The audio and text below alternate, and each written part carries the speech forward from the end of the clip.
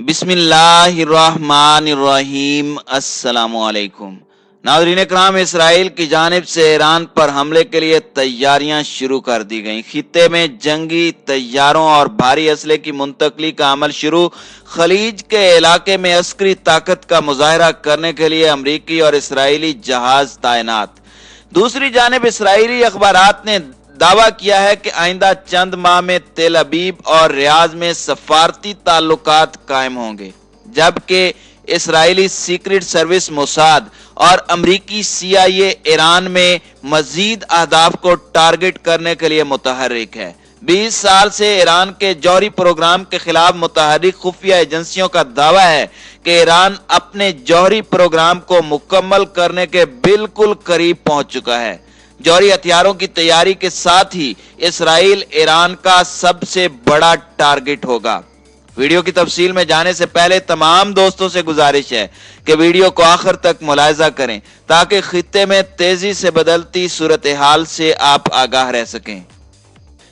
नाज़रीन इकराम, इसराइल ने ईरान पर हमले के लिए फौज तैयार करना शुरू कर दी है। खबर रसां इदारे अल अरबिया की रिपोर्ट के मुताबिक तेल अबीब हुकूमत ने फौजी हुकाम को किसी भी हंगामी ऑपरेशन के लिए तैयार रहने का हुक्म दे दिया है, जिसके बाद रिजर्व फोर्स में नई भर्तियां शुरू कर दी गई हैं। दूसरी जानिब अमेरिका की जानिब से भी ईरान पर हमले की मंसूबाबंदी का इंकशाफ हुआ है और पेंटागन ने खित्ते में जंगी तैयारे और भारी असलहा की मुंतकली शुरू कर दी है। अमेरिका ने पहली बार अपनी एक जंगी आबदोज खलीजी पानियों तक पहुंचाई है, जिस पर 154 टोमाहाक मिसाइल नस्ब हैं।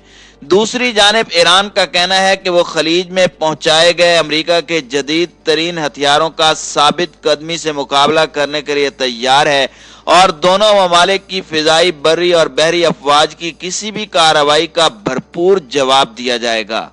वाज़ेह रहे कि ईरान ने इसराइल को खबरदार किया था कि वो खलीज फारस के इलाके में सुर्ख लकीर उबूर करने से बाज रहे।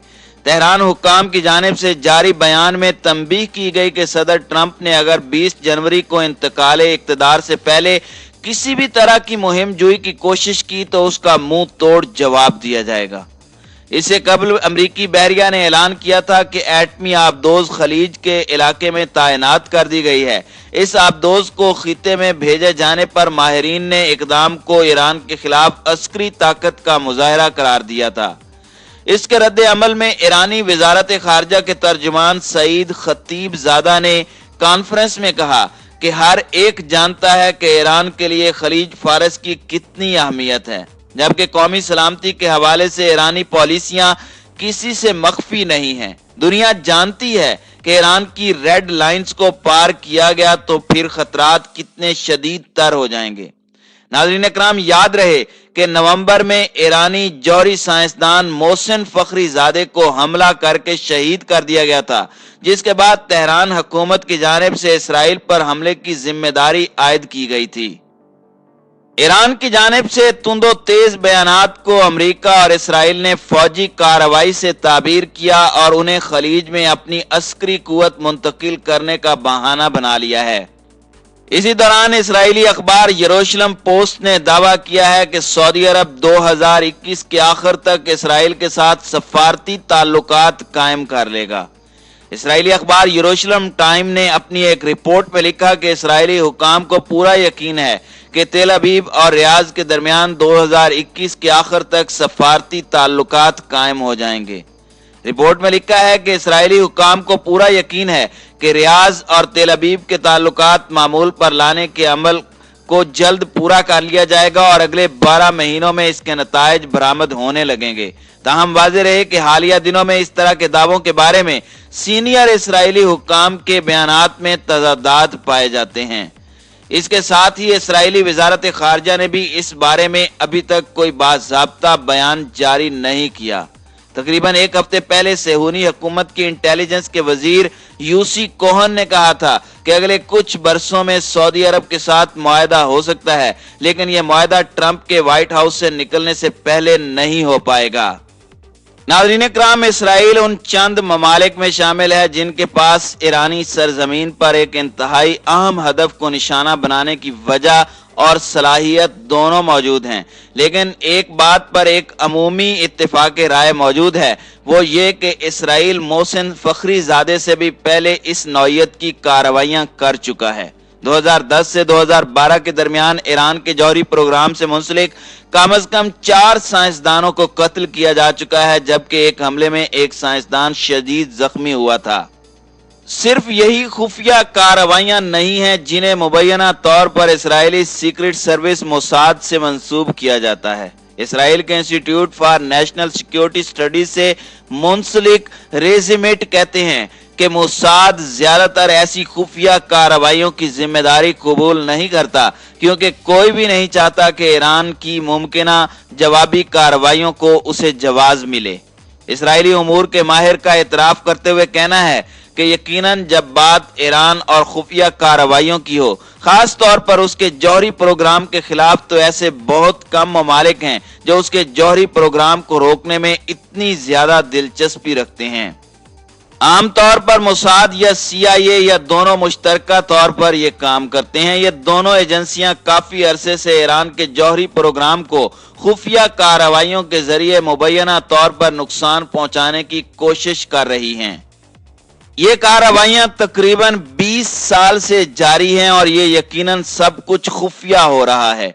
ईरान ओपन मार्केट से जौहरी प्रोग्राम के लिए सामान नहीं खरीद सकता था, उसे दीगर जराए पर ही इन्हिसार करना था, तो अमेरिका और दीगर ममालिक ने तरसील के निजाम को सबोताज करने की कोशिश की और कई मरतबा वो इसमें कामयाब हुए। इसके बाद अमेरिका और इसराइल ने बाहमी ताउन से स्टिक्स नेट नामी कंप्यूटर रोम बनाया, जिसे उस जमाने में कंप्यूटर सिस्टम को नुकसान पहुंचाने वाले सॉफ्टवेयर बनाने की सबसे बड़ी कोशिश करार दिया गया था।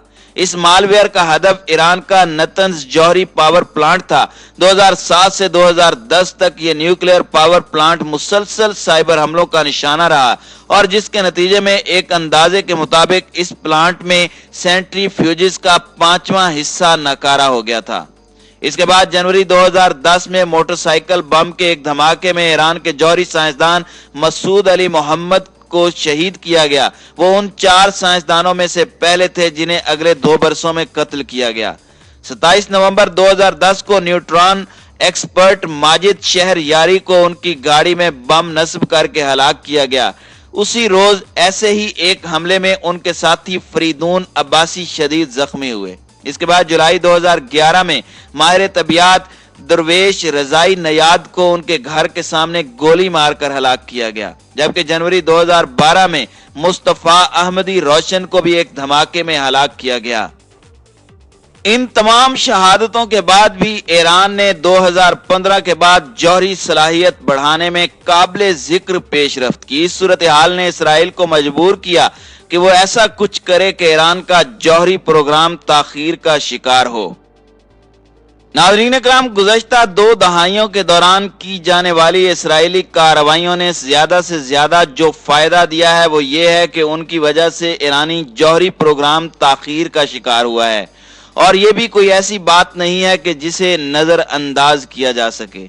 नतंज जौहरी प्लांट पर साइबर हमलों ने ईरान की जौहरी कोशिशों को 1 से 1.5 साल पीछे धकेला है।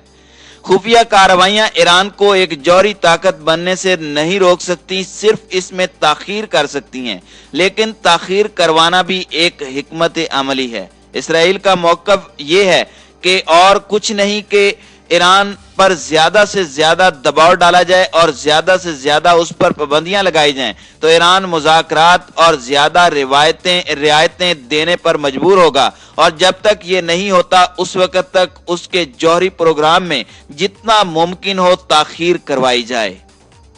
इस वक्त ईरानियों का हदफ यह है कि वो जौहरी हथियारों के बिल्कुल करीब पहुंच जाएं। वो ये नहीं चाहते कि उनके पास जौहरी हथियार तैयार रखे हुए हों, लेकिन वो एक ऐसी सतह तक पहुंचना चाहते हैं कि जहां सिर्फ एक सियासी फैसला करने की देर हो और चंद हफ्तों या महीनों में जौहरी हथियार उनके पास हों।